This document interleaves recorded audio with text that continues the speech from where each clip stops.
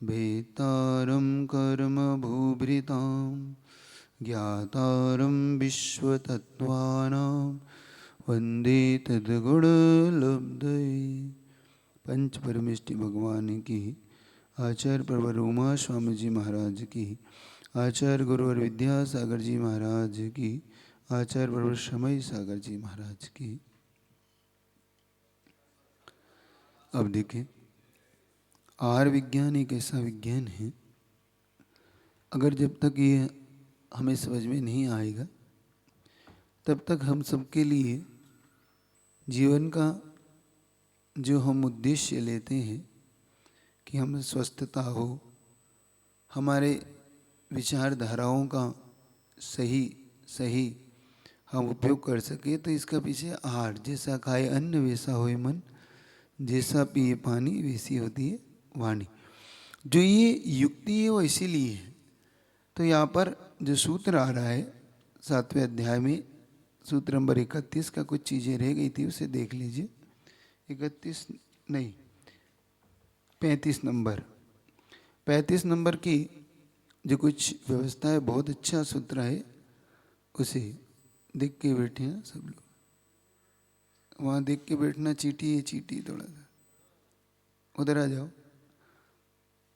तो आप लोग इसको, तो सचित्त संबंध सम्मिश्राभिषव दुख पक्वाहारा, तो कल हमने सचित्त आहार, सचेतन आहार, फूल पत्र आदि का सेवन करना, तो ये सब हमारे लिए विशेष तौर से, ये एक तो सचित्त का बता दिया था, जीव सहित होने से दोष युक्त है।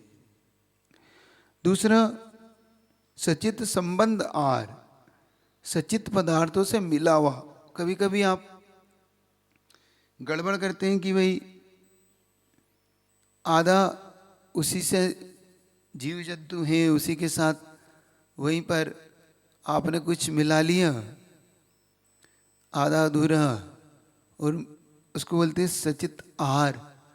चेतन के साथ बताया था कल आपको, कोई आटे के साथ वो आपकी इल्ली भी आ गई, आपके मटर है, मटर में इल्ली है, अथवा जो आपका हरा चना है, गेहूँ है, ऐसे कोई भी चीज़, अथवा सूखी दाल होती है, सूखी दाल में भी कभी ये जीव पड़ जाते हैं ना आपके, धुन बोलते, धुन, गेहूँ है, घुन, तो ये सब उसके साथ मिश्र हो गया। तो सचित और सचेतन फलपुत्र के संबंध होना और उसके साथ लेना, असचित सम्मिश्र आहार, उसके साथ मिले हुए पदार्थ।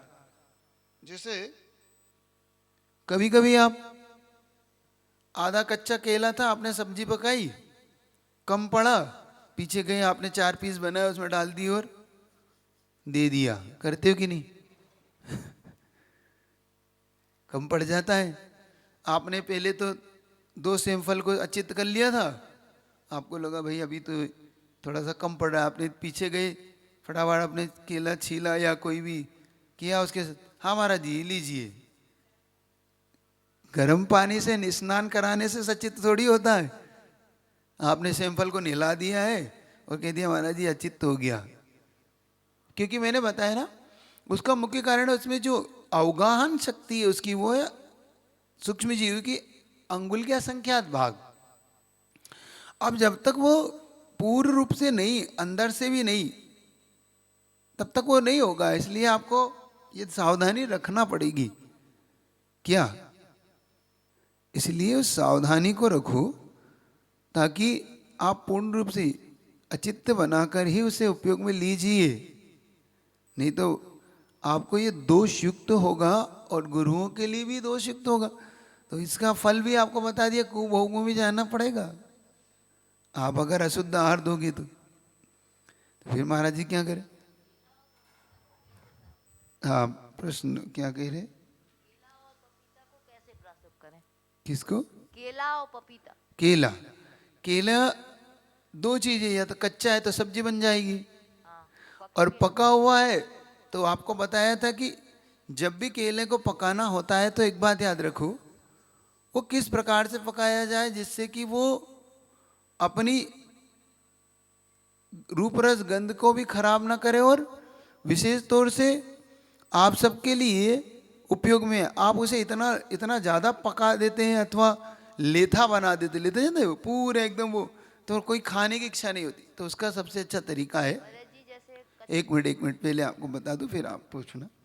तो केले को सबसे पहले ऊपर के जो पीस है, जो ऊपर होता है ना उसके डंठल जहाँ पे वो लग के आता है, सबसे पहले उसको चाकू से वहाँ से अलग करिए ताकि उसमें जीव ना हो। ठीक है, एक पीछे से अलग करिए, दोनों भाग से अलग हो गया। अब केले के उस पीस को थोड़ा खोलिए, छिलके को, फिर अंदर देखिए जीव तो नहीं है, दिख गया, फिर उस छिलके को बंद कर दीजिए। अब ऐसे करके आपने पहले केले को देख लिया, फिर आपने एक तपेली, क्या बोलते हैं तपेली, भगोनी जो भी बोलते हैं, मराठी में क्या बोलते हैं, पाटिल, पातेला। पातेला, हाँ। तो पतेले को पानी भरिए, और इतना पानी भरिए कि उसमें से जब उबले तो भाप निकलने लगी।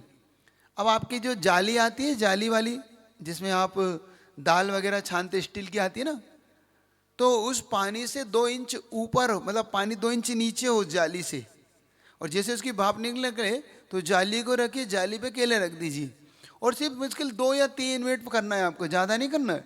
आप क्या करते हैं, बहुत भाप देते रहते, भाप देते रहते, वो उसका सब पसीना पसीना हो जाता है वो केला, वो ऐसा हो जाता है कि बिल्कुल लिचपिच सा।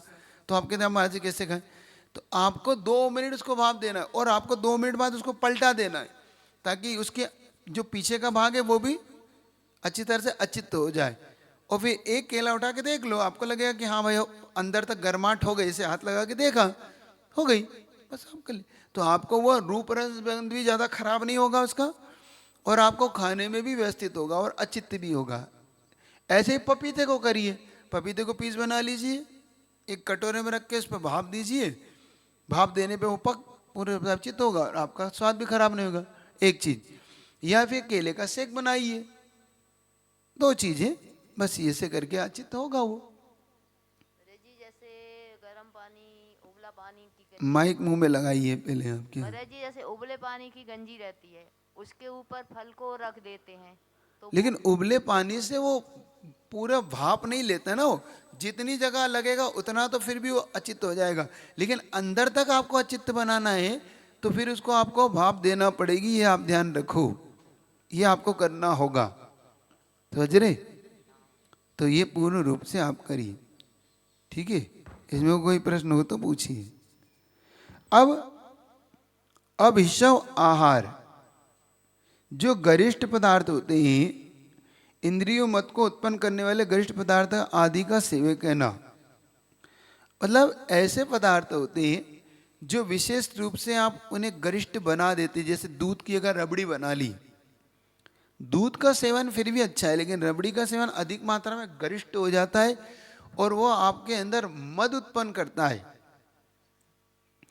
इंद्रियों में मद उत्पन्न यानी हमारे अंदर उत्तेजना लाता है, हमेशा हम इस प्रकार से उस भाव में भरे रहते हैं। वो ऐसा आहार से बचना चाहिए जिन्हें संयम पालना हो, जिन्हें विशेष तौर से अपने आप को शांत बनाना हो। तो आपको बताया था एक बार कि हमारे यहाँ 3 प्रकार के आहार की चर्चा है, एक सात्विक आहार, तामसिक आहार और राजसिक आहार। सात्विक आहार होता है आपकी दाल रोटी चावल, ये एक सात्विक आहार है, दूध है, पानी है, ये सब सात्विक आहार है। तामसिक आहार में विशेष तौर से जो आपके अंदर उत्तेजना लाता है, हमेशा दिमाग गर्म से ही रहता है ऐसे लोगों का, जैसे बहुत अधिक मात्रा में मिर्ची का सेवन करते हैं, बहुत अधिक मात्रा में प्याज है, आलू है, बैगन है, ये चीज़ तामसिक आहार कहलाता है। इसमें तामस प्रवृत्ति बढ़ती है। हमेशा ऐसे व्यक्ति, अपवाद अलग है, हर कोई के साथ नहीं, लेकिन जो इनकी बहुत अधिक मात्रा में, जैसे नॉनवेज खाने आए, जैसे इसमें बहुत ज़्यादा गर्म मसाला का उपयोग करते हैं, जिसमें विशेष तौर से आपने देखा होगा दालचीनी होती है, जायपत्री होती है, जायफल होता है, तो लौंग होता है, काली मिर्ची होती है, तेजपान होता है, ये विशेष तौर से बहुत गर्म होती है, इनकी जो प्रकृति होती है। तो ये प्रकृति इनकी गर्म होने का एक मर्यादा तक तो स्वीकार है, लेकिन बहुत लोग इनको बहुत ज़्यादा अधिक मात्रा में डाल के स्पाइसी बोलते हैं ना, स्पाइसी भोजन करते हैं, बहुत तेज। ऐसे लोग हमेशा उत्तेजित और हमेशा उनके तो ऐसा तामसिक भोजन नहीं करना, जिनको संयम पालना हो। तो ये ऐसे लोग हमेशा हाइपर रहते हैं, मतलब हमेशा आप देखो गुस्से में ही बात करेंगे आपसे, हमेशा आपको आंखों में एकदम उनके। तो ये भोजन पे बचना। रास्तिक आहार होता है जो गरिष्ठ बना दिया जाता है, जैसे दूध को रबड़ी बना दी, छाछ नहीं लेके बहुत ज़्यादा घी मक्खन खाते हैं जैसे। अब जैसे मक्खन जो होता है वो ज़्यादा गरिष्ठ भी होता है और तामसिक भी और रास्तिक भी। तामसिक है गरिष्ठ इसलिए कि वो एक प्रकार से मद पैदा करता है, मतलब बहुत ज़्यादा अधिक मात्रा में उसका सेवन आपको नींद उत्पन्न करता है, हमेशा आप उससे भरे रहते हैं। अब कुछ चीज़ ऐसी है जिनका गरिष्ठपना वैसे हो जाता, देखो जैसे दूध के साथ जब आप गुड़ का प्रयोग करते हैं, ठंड के दिनों में करते हैं बहुत लोग, तो ये एक प्रकार से मद पैदा करने वाला हो जाता है। गुड़ और दूध का जब सेवन होता है ना, तो बहुत ज़्यादा इंद्रियां आपकी उत्तेजित भी होती है और दूसरा उसके साथ साथ नींद ज़्यादा आती है उसके अंदर, वीर्यवर्धक होता है वो। ऐसे ही बहुत से लोग इनका प्रयोग करते हैं, आपके मक्खन का, चीज बोलते हैं ना, बटर अलग है जो उसमें आप लगा के खाते हैं ना, चीज बोलते हैं ना उसको। तो ये मक्खन, और ये मक्खन अंतर्मुर्बाद अभक्ष है जैन दर्शन के अनुसार। तो ये चार आहार में एक चीज ये भी ध्यान रखना, मक्खन है, नॉनवेज है, ये सब ऐसे आहार हैं जो आपको नहीं करना है विशेष तौर से, भले ही अंतर्मुर्ध में शुद्ध भी तो भी नहीं, क्योंकि मद को पैदा करते हैं। ऐसे ही जब आप दही और पुड़ी का बहुत ज्यादा सेवन करते हैं, वो भी बहुत मदकारक होती है। एक लिमिट में कर सकते हैं आप, लेकिन बहुत से लोग उसी के सेवन बहुत ज्यादा करते हैं कि दही पुड़ी खाने में अच्छी लगती है। कुछ लोग बासी रोटी का सेवन करते हैं, बासी रोटी कभी मत खाइए, आपके लिए बहुत ज्यादा मदकारक है ना। और बहुत ज्यादा उनको उसके साथ लगाव रहता है, विशेष तौर से बासी करके खाते हो। रोटी शाम की बना लेंगे स्पेशली, अब सुबह बासी खाएंगे वो। वैसे भी हमारे यहाँ मर्यादा से बाहर का वैसे ही सेवन नहीं करना। तो 6 घंटे की मर्यादा है रोटी की, अब आप उसको 24 घंटे बाद खाओगे। कुछ लोग एक दिन पहले बना के रखते हो, कई दिन तो अब उनकी वो कहते हैं महाराज क्या करें, हम 2 दिन का भोजन एक साथ बनाना पड़ता है, हम कौन बनाए बार बार महाराज, हम जॉब में जाते हैं, सुबह बनाते हैं 2 दिन के। तो देखो मर्यादा का आप ध्यान नहीं रखोगे तो कुछ लोग को 2-3 दिन की पुड़ियाँ बहुत भाती है, पुड़ी है ना, बासी पुड़ी खा के खाते हैं, उसके अंदर उनको टेस्ट बढ़ता है। वो टेस्ट जीव का है, पुड़ी का नहीं है। 24 घंटे तो है, लेकिन 3 दिन तक खाते हैं ना लोग, 2-3 दिन लुका सुखा के खाते हैं। कुछ तो उसको धूप में सुखा के रख लेते हैं, जैसे ज्यादा बन गई मान लो, शादी विवाह में पहले रख लेते थे ना, रख लिए नुक्ती है वगैरह। तो ये सब मर्यादा से बाहर है। जिसमें पानी लग गया, जिसमें नमक डल गया, वो चीज अपने आप ही मर्यादा से बाहर हो जाती है, याद रखो, है ना। तो ऐसा नहीं करना। ये सब कुछ लोग जैसे अचार है, पापड़ है, ये 24 घंटा से बाहर की मर्यादा के बाहर, ये सब गड़बड़ है ना। तो ये तो अभिसव आहार, फिर दुपक्व, अधिक पके, अपके, अधपके, ये जले हुए पदार्थों का सेवन करते हैं कुछ लोग, बहुत ज्यादा पकाते, बहुत ज्यादा एकदम जला देते हैं उसको। और कुछ लोग अध पके चीज़ों का सेवन करते हैं आप लोग। जैसे दाल होती है ना, दाल, कटकटी दाल कुछ लोग खाते हैं, उन्हें पूरी पकी दाल पसंद नहीं आती, उन्हें आधी कच्ची खिलाओ, कटकटी बोलते हैं ना जिससे हम लोग। ये अध पका भोजन हमारे यहाँ अभक्ष माना है, समझ रहे हो? ये नहीं करना कभी भोजन है। कुछ लोग करते हैं, ऐसी अधकटी सब्जियां खाते हैं, उस कच्ची दाल अच्छी लगती है उन्हें कि भाई पूरी नहीं पकाओ, लेकिन नहीं, पूरी पकना चाहिए। ये स्वास्थ्य के लिए बता रहा हूँ, इस स्वास्थ्य विज्ञान में इसका, क्योंकि जब वो अध पकी अध कच्ची खाओगे तो ये आपके लिए हानिकारक है, ये नहीं खा रहा। ऐसे अध कच्ची दाल ये गैस्ट्रिक है, स्वास्थ्य के लिए हानिकारक है, ये आंतों में सर्व करती है तो एक अपच के लिए भी कारण के लेती है। इसलिए कभी आप किसी डॉक्टर या वेद के जाओगे तो आप विशेष तौर से कहता भैया पूरा पका हुआ भोजन करिए, आप अधकच्चा नहीं करना। अधकच्चे भोजन को आयुर्वेद ने भी अच्छा नहीं माना, पूरा पका हुआ भोजन ही शुद्ध और अच्छा माना स्वास्थ्य के लिए। अब वो जिह्वा इंद्री के देखो दो चीजें, जिह्वा इंद्री की लोलुपता और एक पेट का।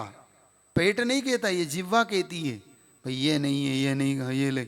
और घाटी उतरा हुआ माटी यहाँ से उतरने के बाद सिर्फ 4 इंद्री का ही है वो खेल, 4 इंच का, 4 इंच उतरा और यहाँ से उतरते सब माटी हो गया, वो सब गड़बड़ है, कुछ नहीं काम का।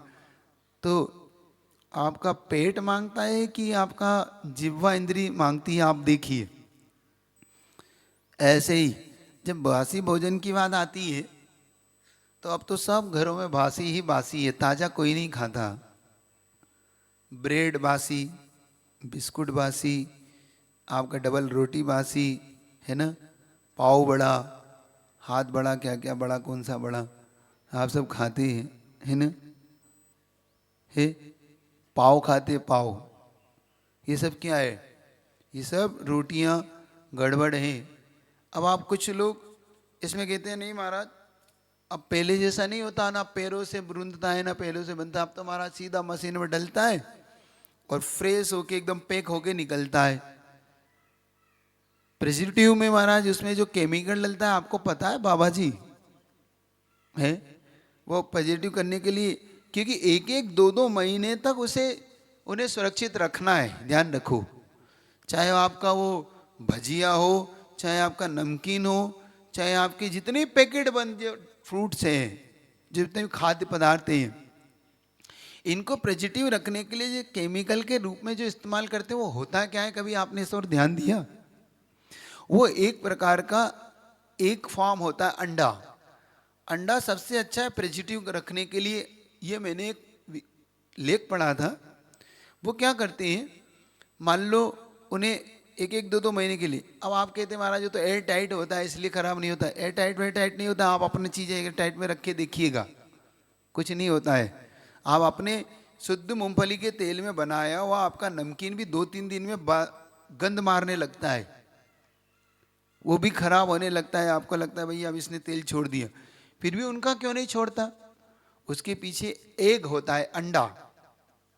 अंडे 3 फॉर्म में होते हैं, एक होता है अंडा आपका लिक्विड फॉर्म जो अंदर पीलापन निकलता है उसका, एक होती जर्दी, जर्दी ऊपर का छिलका, और एक होता है उसको पाउडर फॉर्म बना दिया जाता है आजकल।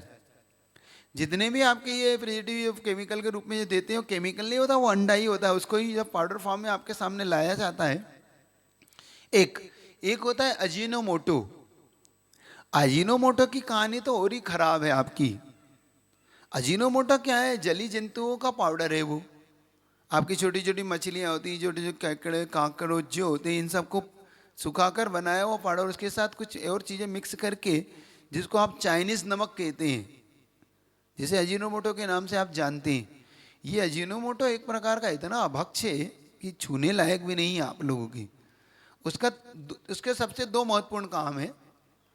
एक तो वो स्वाद को बनाता है, जीवा इंद्री पे आपको सबसे ज़्यादा वो टेस्ट बैठ जाता है उसका, और दूसरा उसका सबसे महत्वपूर्ण काम है बासी को ताज़ा बनाना। जैसे आपकी मैगी होती है आपका, तो उसमें आपका एक उसका मैगी मसाला डलता है, वो अजीनोमोटो ही होता है। अब जैसे ही आपने मैगी को उबाला, अब मैगी में एक प्रकार की गंध आती है, आप देखना बदबू सी आती है जब उसको बिना मसाले के आप डालते हैं। आप देखो, आप देखिए बनाते, जैसे ही मसाला डलता है उसकी गंध बिल्कुल व्यवस्थित हो जाती है। उसका काम है उस गंध को बदलना, उसकी टेस्ट को बदलना, उसकी गंध को, स्मेल को बदलना। तो ये चीज़ें आप जब आप जैसे खाते हैं तो आपको लगता है नहीं नहीं बढ़िया है, वो बढ़िया बढ़िया कुछ नहीं है, वो अजीनोमोटो का चमत्कार है, और सबसे ज़्यादा हार्मफुल है वो, समझ रहे हो। तो मेरा आपसे कहना है। दूसरा, अगर आप ये भी कहते हो कि वो तो महाराज आटा था, सीधा आटा से निकला, मैंने आपको आटे की कहानी कल बता दी। आटे की कहानी इतनी ज़्यादा खतरनाक है कि आप विश्वास नहीं कर सकते। आप खुद सोचो कि जिन मिलों में एक एक दिन में हजारों हजारों किलो आटे का उपयोग होता है, तो वो मिलें अपने यहाँ पे कितना कितना स्टॉक रखती होगी। कम से कम 8-8 15-15 दिन का वो स्टॉक रखती है आटों का, मैदों का। और मैदे की एक सबसे बड़ी खासियत है, वो 2-3 दिन बाद उसमें जीव निक्षिप पड़ने लगती है। अब आपने कहा कि महाराज वो डाला, तो उन्होंने कोई आज छानने का काम वहाँ नहीं है, उन्होंने सीधा बोरा लिया, उसको खोला और सीधा मशीन में डाला। अब सारी इल्लियाँ उसमें मिक्स हो गई, उसमें पानी डाला, उन्होंने कुछ चीज़ डाली, वो मिक्स होके उसकी लोई बनी, मशीन में गई, उसने बिस्किट बनाया, ब्रेड बनाया, जो भी उसके साथ केमिकल मिक्स हुआ, आपकी मैगी बनाई, आपकी सेवइयाँ बनाई और आपको पैक कर दिया। आपने कहा नहीं साहब इसमें तो कोई हाथ पे नहीं लगा। अब क्या क्या मिक्स हो गया उसमें, समझ रहे हैं आप। ये बड़ी बड़ी कंपनियों के साथ ये सबसे बड़ा आपके साथ धोखा होता है, और इस धोखे में आप फंस जाते हैं। अब ये दुपक्व आहार समझना और सम्मिश्र आहार क्या होता है। अब आप इस चीज़ को खा रहे हैं, अपने परिवार को खिला रहे हैं, तो आप कितना बड़ा पाप कर रहे हैं समझिए, उनके लिए कितना बड़ा नुकसान दे रहे हैं। और एक मैदे की कहानी एक और कहता हूँ। मैदा एक इतना पतला होता है, इतना उसको बारीक पीसा जाता है। आपको ध्यान होगा कि एक मैदे की चन्नी अलग आती है, वो आटे की चलनी से नहीं छन सकता मैदा कभी भी। मैदा छानने के नाम से एक चलनी ही लेना पड़ती है कि मैदा छानने की देना। मैदा क्या करता है, आपकी आंतों में एक प्रकार की लेयर बनाता है।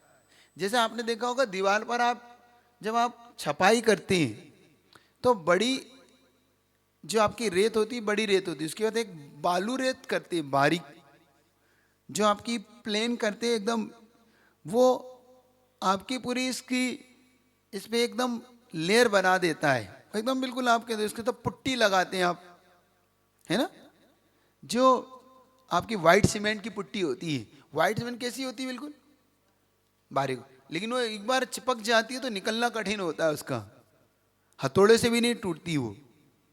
ऐसा ही जब मैदा जो आप खाते हैं ना, मैदा आपके पेट आंतों में एक प्रकार की लेयर बनाता है, जो फिर आपकी गोलियां इत्या खाने से भी टूटती नहीं वो लेयर, ऑपरेशन ही होता है।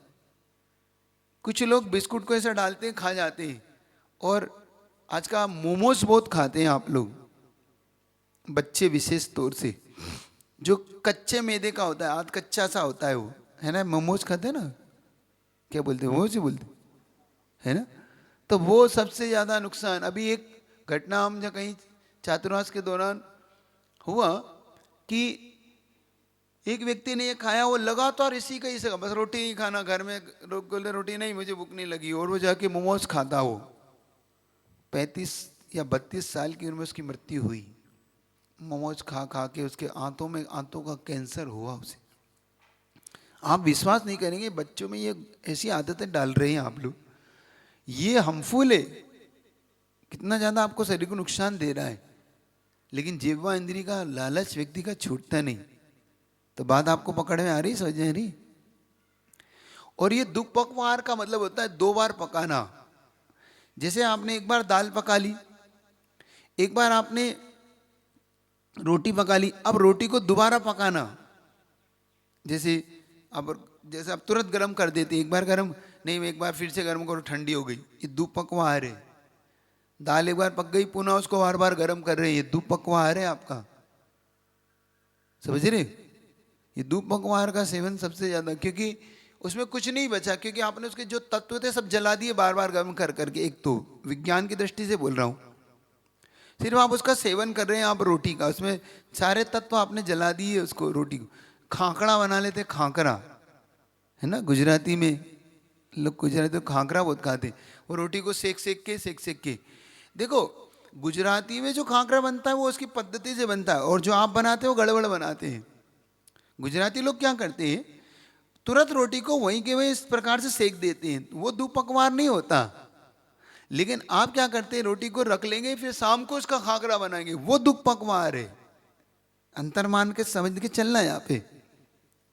तो नेचुरल रूप से बनना और उसको आप सिर्फ करते हैं, तो ये आप अच्छी तरह समझिए, ये नहीं करना। चावल को आप बार बार गर्म कर रहे हैं, ठंडा करके ना, वो फिर गर्म करके इसको फिर फ्राई कर रहे हैं, फिर कुछ कर रहे हैं। दुपक आहार का सेवन मत करिए। इसलिए ताज़ा भोजन ही अपने यहाँ श्रेष्ठ माना गया है। अब कुछ लोग तो आजकल फ्रीज में रखने लग गए, इसका फ्रीजर करने लगे उसे, रोटियों को, चावल को, दाल को बना जाएंगे, सुबह और शाम को उठा के उसको छौंक लगा के खाएंगे। फिर ये सब अभक्ष्य है, मर्यादा से बाहर हो चुका है। ये सब है, 3-3 दिन की रोटियां रखी रहेंगी। आजकल तो एक और फैशन चलता का, इतना गंदा फैशन है आप लोगों का, आटा उसन के रख लेंगे 2-2 दिन का। ये जितने सर्विस क्लासेस लोग हैं ना, ये सब जॉब करने वाले जितने पुरुष हैं, विशेष तौर से पुरुष करती है काम। ये आपकी जितनी भी ये कंपनीज आ गई हैं, आप तो सिर्फ 2 मिनट में बनाओ, सब्जी तैयार, रोटी ले लो, सिर्फ तवे पे सेको, रोटी तैयार। आ गया ना फैशन ही रिलायंस का है ये सब कंपनियां। तो ये दुपक्वा आहार में आता है, समझ रहे हैं? इसमें कुछ पूछना है आप तो पूछिए, समझना हो तो आपको। ये आपके लिए बहुत ज़्यादा नुकसानदायक है। इसमें जो प्रेजेटिव डलते हैं ये सब बहुत ज़्यादा खतरनाक है आपके लिए, केमिकल। तो ये जो उपभोग भोग परिणाम शिक्षा व्रत है, इसको आप अच्छी तरह से समझिए। कुछ लोग बहुत जला कर खाते, जले हुए, जब तक रोटी को अच्छी जल ना जाए वो, है ना, ये सब कुछ नहीं बचा फिर उसमें। तो उसको भी इतना ही सेकिए जिससे कि वो, और अध कच्चा भी नहीं खाना और डबल पका हुआ भी नहीं खाना, मतलब वो जितना प्रकृति उसको चाहती उतना ही उसको स्टोर। एक चीज और कह रहा हूं, आपकी चर्चा निकली है तो, ये जितने भी एल्यूमिनियम के आपके बर्तन हैं, ये विशेष तौर से जहर है आपके लिए। एल्यूमिनियम के कुकर, कढ़ाई, तवा, ये सब जहर है आपके लिए, मत इनका उपयोग, तुरंत इन्हें घर से बाहर करिए। एल्यूमिनियम की कहानी तो आपको पता ही होगी, वैसे तो फिर भी आपके सामने रख रहा हूँ। ये एल्यूमिनियम आया कैसा, ये भारत की नहीं था, ये भारत का था ही नहीं, भारत का था तांबा, पीतल और लोहा। तांबा और लोहे पीतल में एक प्रकार की जो कुछ बनता था वो आपके लिए बहुत शरीर को फायदेमंद होता था, क्योंकि लोहा आयरन की कमी को पूरा करता था। जिनके आयरन की कमी होती है, मतलब जब आपके ब्लड में एक प्रकार से हीमोग्लोबिन की कमी को पूरा करने वाला था, लोहा होता था। इसीलिए आपको देखो, पहले लोहे की कढ़ाई में सब्जियां बनती थी, लोहे की कढ़ाई में ही आपकी रोटियां, जो तवा होता था वो लोहे का होता था। आप फैशन के चक्कर में आप इतने आ गए कि आपने सारी चीज बदल डाली। अब आप एल्यूमिनियम ले आए। एल्यूमिनियम एक प्रकार से ये अंग्रेजों के लाया हुआ ये है, और ये विशेष तौर से लाया था जो आंदोलन करते थे। तो ये जो स्वतंत्र आंदोलन करने वालों के प्रति अब डायरेक्ट कैसे इनको कुछ भी कहें, क्योंकि अभी हाल पूरी जनता में हाहाकार मच जाएगा, मान लो इनको फांसी दे दी, कुछ दी, तो ये एक प्रकार का स्लो पॉइजन है, ये जहर है। तो उन कैदियों को भोजन देने के लिए इस एल्यूमिनियम को लाया गया था। उनके बर्तन, क्योंकि एक तो ये कम वजन के होते हैं, सस्ते होते हैं, तो इस सस्ते और कम वजन के चक्कर में, और इसमें एक निकलने वाला पॉइजन जो होता है वो एक प्रकार से इनके लिए नुकसानदायक हो, जल्दी इनकी मृत्यु हो, नेचुरल मृत्यु कहलाए वो। इस कारण से अंग्रेज लाए थे इसे।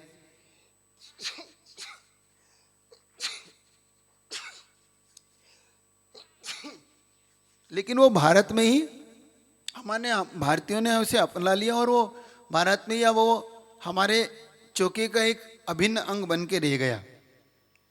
ध्यान रखो, ये सब आपके लिए सबसे ज़्यादा नुकसानदायक है। तो बर्तन में भी आप मेरे हिसाब से स्टील का, फिर भी कुकर आपके लिए नुकसानदायक नहीं जितना नुकसानदायक ये है। सुन रहे? और इसीलिए विशेष तौर से पहले अगर आपने राजू दीक्षित को कहीं सुना हो, एक राजू तो बहुत अच्छे वक्ता हुए, उन्हें सुन लीजिएगा। स्वतंत्र आंदोलन में इन्होंने बहुत अच्छा काम किया। उनका एक आहार विज्ञान जरूर सुन लेना, वो बहुत अच्छा है, जिनमें उन्होंने कुकर इत्यादि की चीज़ जो जल्दी बन जाती है ना, आपकी सीटी लगी और 3 सीटी में हमने फटाफट तैयार किया, वो सबसे ज़्यादा नुकसानदायक है वैसे भोजन। क्योंकि एक तो वो अपने टेम्परेचर से जल्दी पका, और एक आपकी दादी नानी तपेली में पकाती थी, धीरे धीरे पकता था वो चावल वो दाल, क्योंकि उसका पानी उसी में रहता था। आपको ध्यान हो, दाल के साथ पहले पकता था तो दाल के साथ ही तो उसकी जितने भी उसके साथ खनिज पदार्थ थे वो खनिज सारा उसमें ही मिक्स हो जाता था। अब आपकी सीटी ली, सीटी में से वो उसने पानी पानी में रह गया, उड़ गया और आपका चावल तैयार हो गया, तो सारी चीज़ तो आपकी खराब हो गई। तो बात आपको पकड़ में आ रही होगी मैं कहना क्या चाह रहा हूँ। तो ये एल्यूमिनियम, और दूसरा आजकल आपका एक और चीज़ आ गई है आपके घर में, जो आप केक वगैरह बनाते, क्या बोलते हैं उसको, जो पकाते उसको, माइक्रोवेव। माइक्रोवेव तो बहुत ज़्यादा उसमें निकलने वाली जो रेंज निकलती है ना उसकी, बहुत ज़्यादा खतरनाक, जिसमें आप बिस्कुट वगैरह बनाते हैं ना, थोड़ा सावधान हो जाएं। ये सब चीज़ें आपके अंदर कितना जहर डाल रही है। और एक प्रवचन आपने गुरुजी को सुना होगा कि 2025 में हर घर में कैंसर का मरीज होगा, वो आधा आधा अधूरा प्रवचन से पूरा सुनिएगा।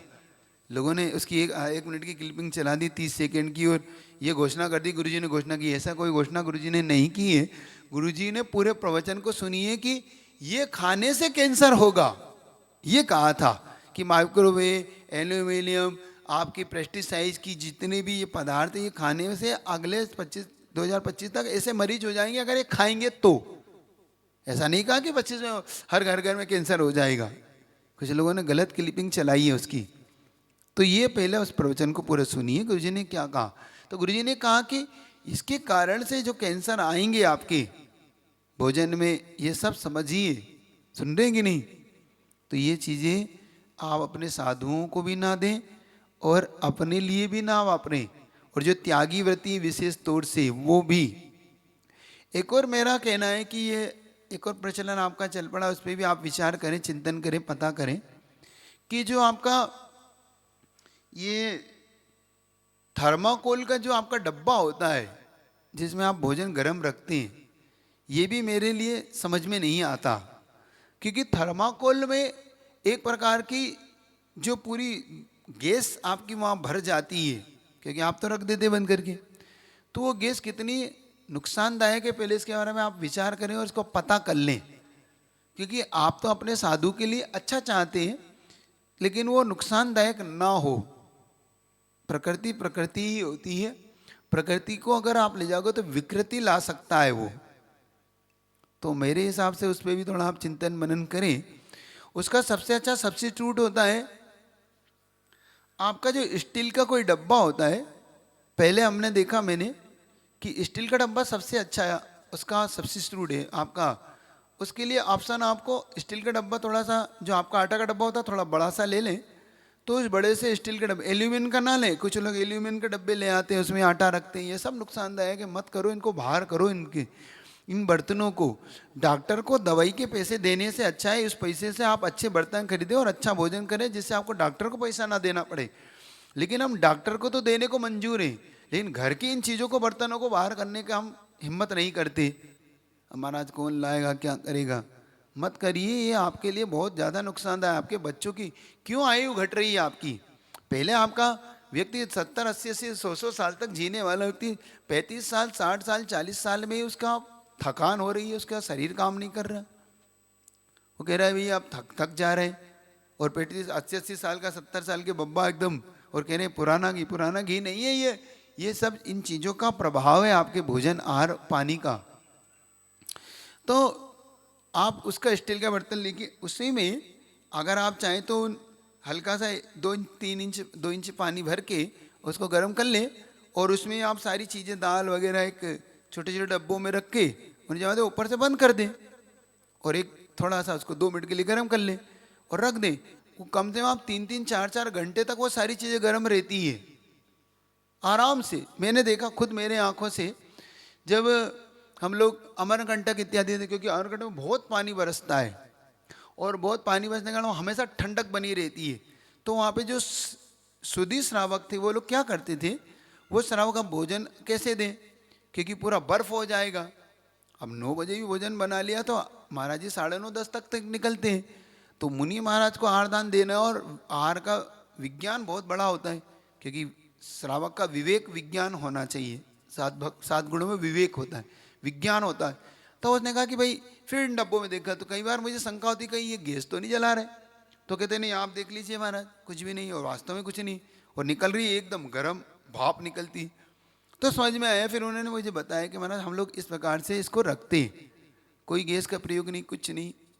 तो ये आप देखिए, और इस प्रकार से स्वयं का भी भोजन व्यवस्थित बनेगा, आपको भी दुपक्व का दोष नहीं लगेगा, क्योंकि मुनि महाराज का आपको भी तो भोजन करना है, तो गर्म रहेगा तो आप नहीं तो आप पकाओगे, आप अलग से छौंक लगाओगे, अलग से उसे गर्म करोगे, तो दुपक्व आहार का सेवन करोगे, तो इससे आपको भी नुकसान होगा। नहीं तो आप मुनि महाराज के लिए बार बार गर्म करोगे कि भाई अब 9 बज गए, फिर 9:30 पे गर्म करो, 10 बजे महाराज जी आने वाले, तो महाराज को भी आप दुपक्व आहार दोगे। तो दुपक्व आहार दोष युक्त आहार है। तो समझ में आया आपको, नहीं आया, पकड़ में आया? तो इस प्रकार से अभिशव आहार, दुपक्व आहार, सचित सम्मिश्र आहार, मिला हुआ पदार्थ, ये। अब सूत्र नंबर 36 को एक बार आप देख लें। सचित्त निक्षेपापि धान पर व्यपदेश मात्सर्य कालातिक्रमाः, ये अतिथि संविभाग के दोष हैं। अतिथि मतलब मुनि महाराज इत्यादि का जो आतिथ्य आप करते हैं उसमें सचित्त निक्षेप, यानी पहले कमल के पत्ते इत्यादि से ढाक देते थे, आजकल तो नहीं होता, पहले इसको उधर दक्षिण भारत में बहुत होता है, कमल पत्र पे खाना, कमल पत्र से ढाक देना, है ना, कमल के पत्तों पर लेके खाते हैं आजकल आप लोग। विशेष तौर से होटलों में आजकल इसको विशेष प्रचलन में लाया जा रहा है कि ये भी स्टैंडर्ड मेंटेन करने के चक्कर में है। लेकिन आप ध्यान रखें, लेकिन अगर ये सब सचित्त है तो आप कमल पत्ते तो नहीं ढाकते, लेकिन उनके साथ सचित्त मिला जरूर देते, वो आ रहा है नीचे। तो सचित्त पत्तों से इत्यादि से ढाक कर रखना। जो पत्तल दोने आते थे ना, पत्तल दोनों में भी वह सचित्त ही होते हैं, वो भी उन्हें भी अचित्त करके ही लेना। सुन रहे, कभी देखिएगा तो पता पड़ेगा।